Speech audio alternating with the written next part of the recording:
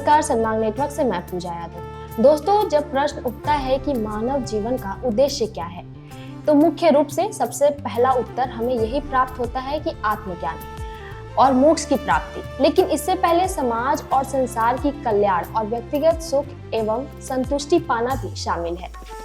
उसके बाद ही मोक्ष प्राप्त की बारी आती है, यानी संसारिक और आध्यात्मिक जीवन में संतुलन लाते हुए अपने आप को पहचान लेना और परमात्मा से जुड़ जाना मानव की जीवन अंतिम उद्देश्य होता है। फिर भी मानव जीवन का उद्देश्य क्या है? अगर उद्देश्य मोक्ष है तो मोक्ष क्या है? बता दें, आध्यात्मिक और शारीरिक जीवन में संतुलन कैसे हो, इन सभी प्रश्नों का उत्तर आज हम इस पॉडकास्ट में जानेंगे। और जिनसे जानेंगे उनका व्यक्तिगत सनातन संस्कारों से ओतप्रोत है। उनका बचपन वैदिक पौराणिक दर्शन को सुनते पढ़ते बीता, कालांतर में आर्य समाज से जुड़े और वहां वेद, उपनिषद, आर्ष ग्रंथों और प्राचीन भारतीय साहित्य के अध्ययन में रुचि उत्पन्न हुई। पिता के स्नेहहीन और अनुशासित सैनिक में राष्ट्रीय से ओतप्रोत एवं समाज सुधार की भावनाएं पुष्ट हुई। वर्तमान में आर्य समाज कलकत्ता में धर्माचार्य के रूप में प्रतिष्ठित है। श्री योगेश राज उपाध्याय, आपका बहुत बहुत स्वागत है। सबसे पहले हमारे दर्शकों को ये बताइए कि श्रीमद् भगवत गीता क्या है? देखिए, महाभारत जो ग्रंथ है उसमें भीष्म पर्व है, और भीष्म पर्व में जब युद्ध शुरू हो रहा है तो कृष्ण ने ये कहा अर्जुन से कि अब शुरू होने वाला है। अर्जुन ने कृष्ण से कहा कि आप मेरे रथ को दोनों सेनाओं के बीच में ले चलिए, मैं देख लूँ किनसे मुझे युद्ध करना है। और वहाँ जाके जब दोनों ही तरफ देखे कि मेरे ही लोग हैं, तो वहाँ अर्जुन को एक मोह हुआ। उसे लगा कि लड़ाई नहीं करनी चाहिए और इनको मार के क्या फ़ायदा होगा इत्यादि। तो वहाँ कृष्ण ने उन्हें समझाया है, उन्हें उनके कर्तव्य का उपदेश किया है और उनका सारा जो मोह का और अज्ञान का आवरण था वो दूर किया। और ये जो दोनों का एक क्या कहें इसको, क्वेश्चन आंसर सेशन आज की भाषा कह लें, तो जो प्रश्नोत्तर है वही उसको भीष्म पर्व से निकालकर संग्रहित कर और संकलित कर लिया गया। वो आज हमारे सामने गीता के रूप में, श्रीमद् भगवत गीता के रूप में उपस्थित है। तो गीता का शारीरिक और आध्यात्मिक जीवन में क्या महत्व है? देखिए, जो सांसारिक जीवन है इसमें गीता बहुत स्पष्ट ये कहती है कि भक्ति, ईश्वर और जो कुछ चीज़ें हैं जिनमें ईश्वर की प्राप्ति करनी है, जिसको आप मोक्ष कह लीजिए, आपने शुरुआत की तो मोक्ष क्या है। कृष्ण ये कहते हैं कि सिर्फ एक चीज़ महत्वपूर्ण है, वो है कर्म। आप अपना कर्म करिए और कर्म करके जो उचित है वो करिए और बाकी सारी चीज़ें ईश्वर पर छोड़ दीजिए, क्योंकि वो उसका न्याय करता है और वही फाइनली उसको जज करेगा कि आपने ठीक किया या नहीं किया। जो उचित लगता है वो करिए, और इतना ही आपके सांसारिक जीवन में इसका काम है। अध्यात्म में भी बात मूलतः वही आती है कि ईश्वर की प्राप्ति कैसे करनी है, और ईश्वर की प्राप्ति में जो सबसे आवश्यक चीज़ है वो ये है कि हम अपना कर्म करें, क्योंकि ईश्वर भी बिल्कुल हम आप तो कुछ भी कर्म करते हैं तो हमारा आपका कुछ न कुछ थोड़ा बहुत स्वार्थ उसमें होता है, कितना भी छोटा सा हो पर स्वार्थ होता है। हम किसी को निःशुल्क पढ़ा भी रहे होते हैं मान लीजिए, तो भी कहीं ना कहीं ये होता है कि इस बेचारे का भला हो जाए तो मुझे कुछ पुण्य मिल जाएगा। बिल्कुल निस्वार्थ वो भी नहीं है। लेकिन जो ईश्वर सारी सृष्टि का संचालन कर रहा है वो बिल्कुल निस्वार्थ भाव से कर रहा है, उसका उसमें कोई लेना देना नहीं है, सिर्फ कर्तव्य की भावना से। तो ये जो कर्तव्य कर्म है वो भी कर्म हमारा हमको उसी आध्यात्म की तरफ जोड़ता है। तो कर्म और सांसारिक जीवन और आध्यात्मिक जीवन में कोई विशेष फर्क नहीं है, मूल दोनों का एक है कि हमको हमारे कर्तव्य कर्म का निर्वहन करना चाहिए। अच्छा, तो सबसे पहले ये हमें बताइए कि गीता जयंती के मनाने के पीछे क्या मान्यता है? ये है जिस दिन महाभारत के युद्ध का प्रारंभ हुआ था, जिस दिन गीता का उपदेश किया था भगवान कृष्ण ने अर्जुन को, उस दिन वो गीता जयंती मनाई जाती है, क्योंकि गीता ज्ञान का प्रादुर्भाव उस दिन हुआ पृथ्वी। एक सामान्य व्यक्ति या कम पढ़ा लिखा व्यक्ति गीता को समझना चाहे तो स्वाध्याय के अतिरिक्त उसे और क्या करना चाहिए? इसका बहुत सीधा सीधा उत्तर भगवान कृष्ण ने गीता में दिया है। गीता में उन्होंने ये कहा है कि सब कुछ छोड़कर सिर्फ अपना कर्म करो। गीता के 18वें अध्याय का 48वां श्लोक है, सहजम कर्म कौन्तेय सदोषमपि न त्यजेत सर्वारंभा ही दोषेण धूमे नाग्निरिवाव्रताः, कि अर्जुन, दोष युक्त होने पर भी जो सहज कर्म है उसको नहीं छोड़ना चाहिए। सहज कर्म माने हमारे यहाँ जो 4 वर्ण हैं, ब्राह्मण, क्षत्रिय, वैश्य, शूद्र, ये डिवीजन ऑफ लेबर है, इसका जन्म से कोई लेना देना नहीं है। और जो जिसका कर्तव्य है, जो जिस कर्म में लगा हुआ है, अपने उस सहज कर्म को वो अवश्य करता रहे। और उन्होंने उसका उदाहरण दिया है कि जैसे अगर हम आग जलाते हैं तो आग जलाना, किसी चीज़ को दोष मुक्त करने के लिए भी अग्नि ही चाहिए, भोजन बनाने के लिए भी अग्नि ही चाहिए, सूर्य की रोशनी भी वो अग्नि का ही रूप है। लेकिन उसके साथ कहीं न कहीं सूर्य की अग्नि से लोग जल भी जाते हैं, पर उससे ये तो नहीं कि सूर्य अपना काम छोड़ देगा। जो हम भोजन बना रहे हैं उसके साथ थोड़ा धुआं होगा, पर धुआं होने से भी हम ये तो नहीं करेंगे कि हम भोजन बनाना छोड़ दें। तो मेरा जो सहज कर्म है, हम सांस ले रहे हैं तो भी पता नहीं कितने लाख करोड़ जीवाणु अंदर जा रहे हैं, वो मर रहे हैं, वो उसके साथ की प्रक्रिया का हिस्सा है। जो इसलिए जो हमारा सहज स्वाभाविक कर्म है, वो थोड़ा भी अगर दोषयुक्त भी है तो भी नहीं छोड़ना चाहिए, और यही मोक्ष की प्राप्ति का साधन है। इसमें कोई बहुत ऊंची पढ़ाई की, घंटों बैठ के नहीं, जप और माला, अध्यात्म, पूजा सब कुछ करना चाहिए, पर वही साधन है ये नहीं। अपना कर्म हम करते रहें तो बाकी सारी चीज़ें अपनी जगह पर स्थिर होती चली जाएंगी। अच्छा, जो गीता है उसमें जो 18 अध्याय हैं, और कहा जाता है कि प्रत्येक अध्याय ज्ञान प्राप्ति अथवा ईश्वर प्राप्ति का एक स्वतंत्र मार्ग है जी। ऐसे में एक सांसारिक व्यक्ति को कौन सा मार्ग अपनाना चाहिए? बात गीता में हर जगह एक ही आती है कि हमको अपने कर्म पे ध्यान देना चाहिए। भगवान कृष्ण ने हर जगह अर्जुन को यही उपदेश किया है कि तो तुम जो कुछ भी देख रहे हो इस दुनिया में, जो कुछ भी तुम्हारे सामने है, तुम्हारे सामने जो लोग सामने खड़े हैं, जो चाहे तुम्हारे पक्ष में लड़ रहे हो या तुम्हारे विपक्ष में लड़ रहे हो, यानी जीवन की परिस्थितियां चाहे हमारे पक्ष में हैं या हमारे विपक्ष में हैं, चाहे मैं किन्हीं अच्छी परिस्थितियों के बीच अभी जीवन मेरा सुगम चल रहा है या मेरा जीवन किन्हीं विपरीत परिस्थितियों में कठिन चल रहा है, हर स्थिति में एक सम्यक दृष्टि बनाए हुए, एक बैलेंस ऑफ व्यू बनाए हुए, मुझे न इधर झुकना है न उधर झुकना है, सिर्फ जो उचित है वो करते हुए, औचित्य का ध्यान रखते हुए। और उसका उन्होंने एक बात कही वहाँ के अर्जुन से कि तुम अपने कर्म का मुझमें लोप कर दो, जो कुछ भी कर्म कर रहे हो उस कर्म के फल का वो जिम्मेवारी मेरी।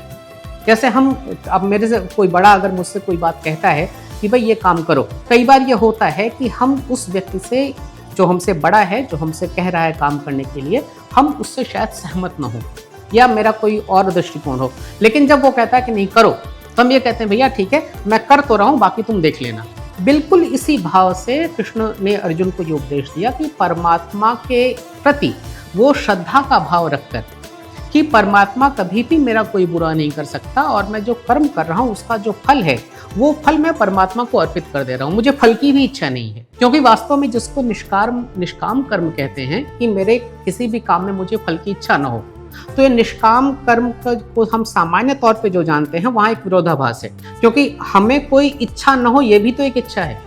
तो निष्काम बोल के कुछ नहीं होता। जो मूल बात है वो ये है कि किसी भी फल से मैं विचलित न हूँ। कोई मुझे अच्छा रिजल्ट मिल जाए तो मैं बहुत ज़्यादा उत्साहित न हो जाऊँ, बहुत ज़्यादा प्रसन्न न हो जाऊँ, बैलेंस से बाहर न चला जाऊँ, और अगर परिस्थितियाँ मेरे विपरीत हैं तो भी मैं उससे दूर न चला जाऊँ। तो ये जब हम इस चीज़ को बराबर कर लेते हैं तो ये होता है कि भाई मैंने ये तुम कहने को कर रहे हो, जो मुझे करने को कह रहे हो, और इसका जो कुछ भी फल है वो परमात्मा तुमको अर्पित है।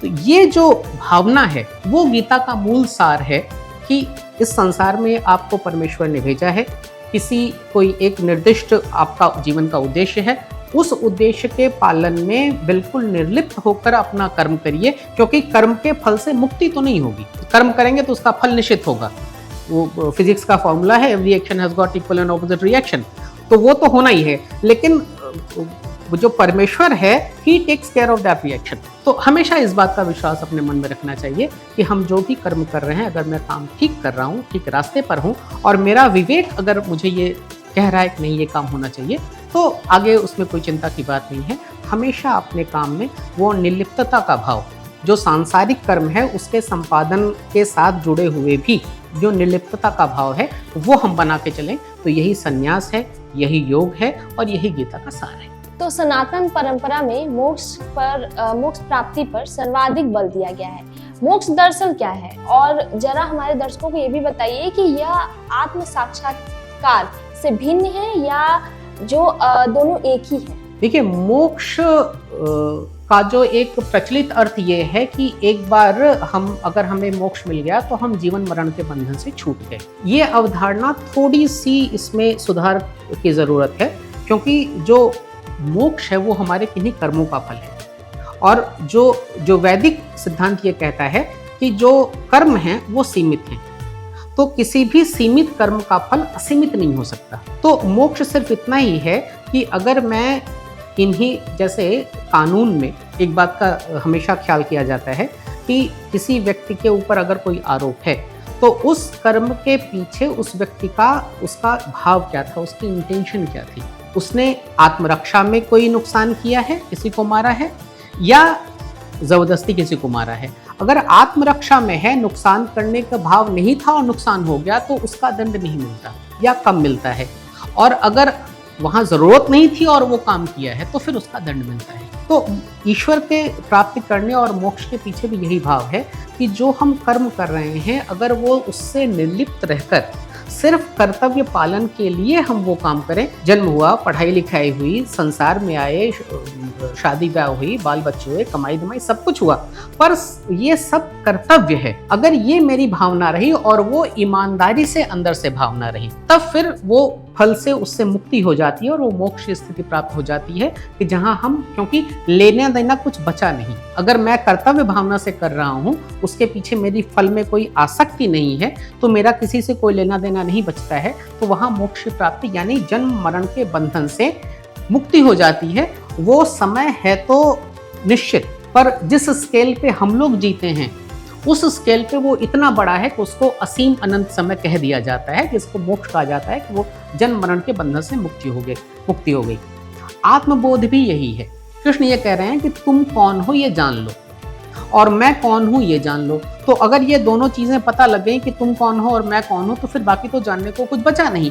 और ये बिल्कुल स्वाभाविक है, ये हमने जीवन के तमाम अनुभवों में देखा है। जब लोग थोड़ी बड़ी उम्र के हो जाते हैं, 80-90 साल उम्र हो जाती है, जिनकी पढ़ने लिखने में थोड़ी रुचि है, तो वो धीरे धीरे सांसारिक कामों से निर्लिप्त होते चले जाते हैं कि ठीक है भाई, करो तुम लोगों को जो करना हो, मैं बस बैठा हूँ। तो वो भी धीरे धीरे वो मोक्ष जैसी ही एक अवस्था आ रही है, निर्लिप्तता की स्थिति आ रही है। तो जब हम बिल्कुल सांसारिक भाव से निर्लिप्त हो जाते हैं तो वही आत्मज्ञान है, और वही फिर धीरे धीरे हमें मोक्ष की ओर, एक तरह से ये कह सकते हैं कि आत्मबोध जो है वो मोक्ष को प्राप्त करने की एक सीढ़ी है, और वो फिर वो रास्ता धीरे धीरे उस मोक्ष की तरफ बढ़ जाता है। जी, तो ये जो भगवद गीता है वो आज के युवाओं के जीवन में किस तरह से मार्गदर्शन कर रही है? ये बहुत अच्छा प्रश्न है। जहाँ गीता प्रारंभ होती है वहाँ अर्जुन ने ये कहा, जब अर्जुन बीच में खड़े हुए रथ को लेकर सेनाओं के, तो अर्जुन ने दोनों को तरफ देखते ही वहाँ गीता में अर्जुन ने ये कहा है कि केशव, मेरा मुंह सूख रहा है, मेरी त्वचा जल रही है, मैं नर्वस हो रहा हूँ। नर्वस वहाँ नहीं शब्द है, मेरा गांडीव मेरे हाथ से छूटा जा रहा है,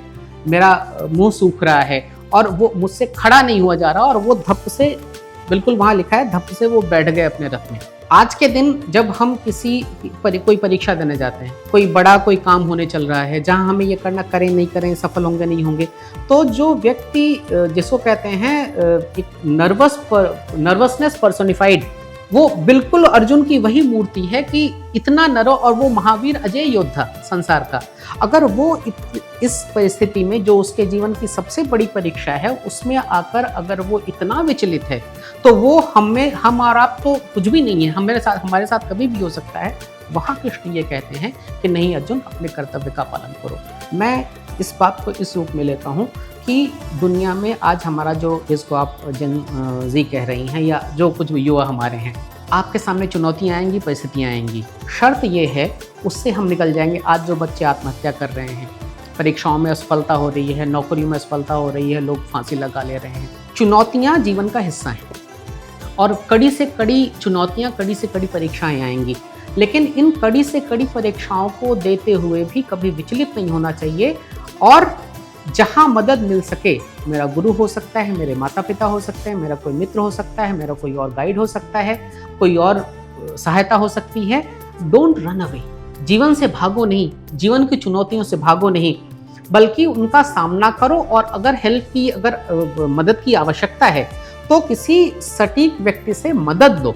और जब वो मदद मिल जाती है और जब हमें कोई गुरु मिल जाता है जो हमें बता देता है, तो वहाँ जाकर वहाँ व्यास ने कहलवाया है संजय से अंत में जाकर, यत्र पार्थो धनुर्धरः, कृष्ण तो ही हैं, लेकिन कृष्ण के साथ जहाँ पार्थ हैं और पार्थ धनुर्धर हैं, वो पार्थ खाली ऐसे नहीं बैठे हुए हैं। तो जहाँ कृष्ण की नीति होगी और जहाँ पार्थ कर्म के लिए सन्नद्ध होगा अपना गांडीव हाथ में लेकर, वहाँ तो विजय निश्चित ही निश्चित है, वहाँ श्री भी निश्चित ही निश्चित है। आज के जो जनजी है उसके लिए मैं ये कहूँगा कि जीवन की चुनौतियों से बिना घबराए हुए, जो वास्तविकता है उसका सामना करते हुए, सिर्फ अपने कर्तव्य कर्म पर ध्यान देते हुए, सफलता या असफलता वो उसका हिस्सा है, बिना उसकी चिंता किए हुए, यदि मदद चाहिए तो मदद लो, जो लोग उपलब्ध हैं सहायता के लिए उनसे सहायता मांगिए, अपनी बात को खोलकर कहने की आदत डालिए। जो आज की सबसे बड़ी समस्या है कि एक कम्युनिकेशन गैप, कि मेरे मन में कुछ और है, मैं किसी से और वो शेयर नहीं कर पा रहा हूँ। ये जो अर्जुन का एक बहुत सकारात्मक पक्ष था कि उन्होंने कृष्ण से वो मदद मांगी, और कृष्ण ने, कोई कह सकता था कि नहीं मेरा पेट दर्द कर रहा है, मैं घर जा रहा हूँ, मैं शिविर में जा रहा हूँ, और उसने ये नहीं कहा। जो समस्या थी सटीक वो कहा, उसका समाधान मिला। तो गीता जो है वो आज जेनजी को ये बताती है कि अपनी समस्या से लड़ो, उसका समाधान प्राप्त करो और जीवन में विजय प्राप्त करो, और सन्नद्ध रहकर धनुष हाथ में लेकर। ये गीता का उपदेश है, ये गीता की आज की प्रासंगिकता है मेरे विचार से। तो गीता का कौन सा उपदेश आपको सबसे ज्यादा प्रेरित करता है? मुझे सिर्फ ये बात गीता की प्रेरित भी करती है, उत्साहित भी करती है, और मुझे भी निराश होने से रोकती है जीवन की विभिन्न परिस्थितियों में, कि अपने जो कुछ भी हम कर रहे हैं उस कर्तव्य का जो फल है, जो हम कर्म करने जा रहे हैं उसका जो फल है, अच्छा होगा बुरा होगा क्या होगा, उसका नियंता और उसका न्यायकर्ता परमेश्वर बैठा हुआ है। वो मेरा काम ही नहीं है, वो मेरा सिलेबस नहीं है, वो मेरा टॉपिक नहीं है, वो मेरे सोचने की चीज़ नहीं है। मेरे हाथ में सिर्फ अपना काम करना है। जो कृष्ण ने अर्जुन से भी कहा था कि तुम्हारे हाथ में सिर्फ काम है, अपना काम करो, उसका जो नतीजा है, उसका जो परिणाम निकलेगा वो परमेश्वर को छोड़ दो। मेरे लिए यही चीज़ है जो गीता मुझे प्रेरित करती है। तो आज के तनावपूर्ण जीवन में गीता कैसे सबको, मतलब कितने महत्वपूर्ण है उसके संदेश, इसको जो पढ़ता है या जो नहीं पढ़ पा रहा है उसके लिए आप क्या संदेश देना चाहेंगे कि गीता में ऐसा क्या है जो उसके तनावपूर्ण जीवन से उसको मतलब रिलीफ मिले? मनोविज्ञान ये कहता है कि तनाव का कारण क्या है। हम किसी परिस्थिति को देखकर तनाव में क्यों हैं? तनाव में इसलिए हैं कि इस परिस्थिति के उस पार जो नतीजा दिख रहा है वो शायद मेरे नियंत्रण में नहीं है, या शायद वो मेरे लिए वो अनुकूल मुझे नहीं दिख रहा, तभी हम तनाव में आते हैं। परीक्षा से कोई विद्यार्थी तनाव में नहीं आता, इंटरव्यू है उससे कोई व्यक्ति तनाव में नहीं आता। परीक्षा की तैयारी पूरी नहीं है और परीक्षा का रिजल्ट मेरे पक्ष में नहीं आएगा, इसलिए लोग तनाव में आते हैं। इंटरव्यू की मेरी तैयारी शायद नहीं है, या जो लोग इंटरव्यू लेने के लिए बैठे हैं वो शायद मेरे बहुत अनुकूल, आजकल ये भी होता है, वो मेरे बहुत अनुकूल नहीं है, इसलिए मैं उसके नतीजे से भयभीत हूँ, इसका तनाव होता है। और उसका समाधान कृष्ण ने बहुत साफ कह दिया है कि तुम सिर्फ इतना करो कि जो तुम्हारे हाथ में है, सिर्फ उतने की चिंता करो। हमारे पूर्व कप्तान, क्रिकेट के कप्तान MS धोनी की बात कर रहा था कि एक उनका इंटरव्यू सुन रहा था, और देखिए बहुत छोटी सी बात है, MS धोनी ने ये कहा कि just take care of the process, the result will take care of itself. मूल बात गीता की भी यही है, और ये जो धोनी ने जो बात कही वो गीता की ही बात है कि जो मेरे हाथ में है मैं सिर्फ उतने पर ध्यान दूं। ये हो जाने के बाद वो होगा, वो हो जाने के बाद वो होगा, वो हो जाने के बाद वो होगा, फिर नतीजा आएगा, पता नहीं क्या होगा। तो जितना इनमें से बाकी चीज़ें तो मेरे हाथ में ही नहीं है, जो मेरे हाथ में है सिर्फ उतना मैं जो सबसे अच्छा कर सकता हूँ वो करूँ, और बाकी चीज़ें तो अपने आप हो जाएंगी अगर उसका नतीजा आएगा। देखिए यहाँ एक बात बहुत मायने की है, जो नतीजा आया मेरा पूरा प्रयत्न कर लेने के बाद, स्वामी दयानंद ने एक बात कही है कि ईश्वर की भक्ति क्या है। ईश्वर की भक्ति यह है कि अपना संपूर्ण प्रयत्न करने के बाद, जहाँ वो शर्त है कि मेरा संपूर्ण प्रयत्न कर लेने के बाद फिर परमेश्वर से ये प्रार्थना करना कि मुझे मेरा इच्छित परिणाम दो। अगर वो परिणाम मिल गया तो बहुत अच्छा, और अगर नहीं मिल गया तो वापस देखिए कि वो कहाँ कमी रह गई थी। मुझे आचार्य विष्णुकांत शास्त्री जी की दो पंक्तियाँ वो याद आ रही हैं कि बड़ा काम कैसे होता है। मैं ये जेनजी के संदर्भ में कह दूँ इस बात को कि जीवन में हम सब कुछ बड़ा करना चाहते हैं।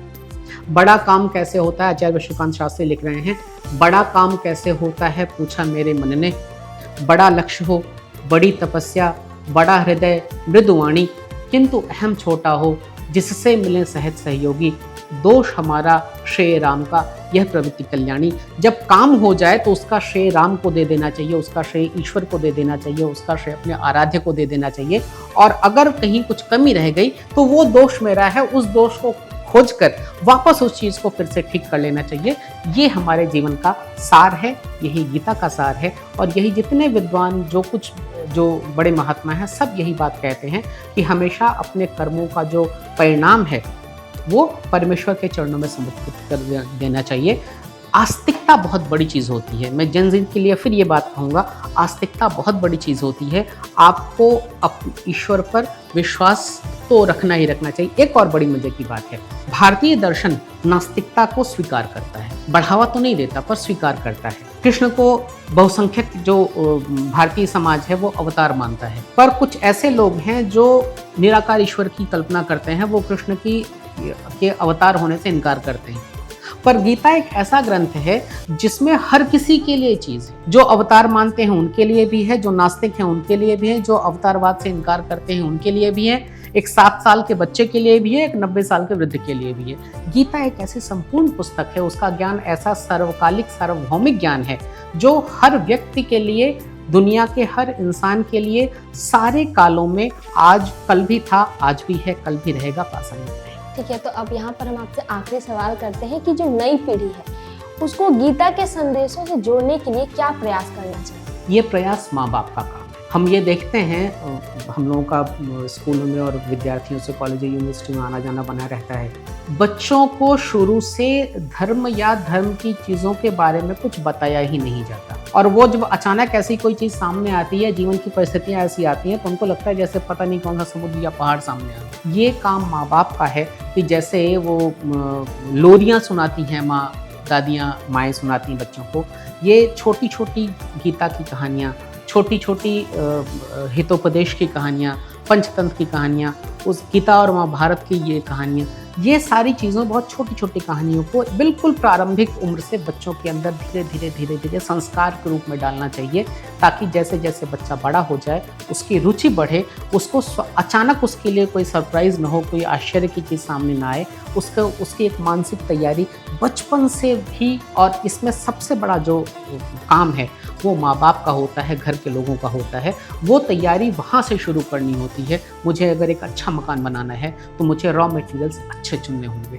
मुझे अगर अपने बच्चे को अच्छा जीवन देना है, एक बढ़िया उसको इंसान बनाना है, तो वो तैयारी शुरू से शुरू होती है, अचानक से नहीं। बहुत बहुत धन्यवाद हमारे साथ जुड़ने के लिए। धन्यवाद। तो ऐसे ही तमाम जानकारी के लिए हमारे साथ बने रहिए और देखते रहिए सन्मान नेटवर्क।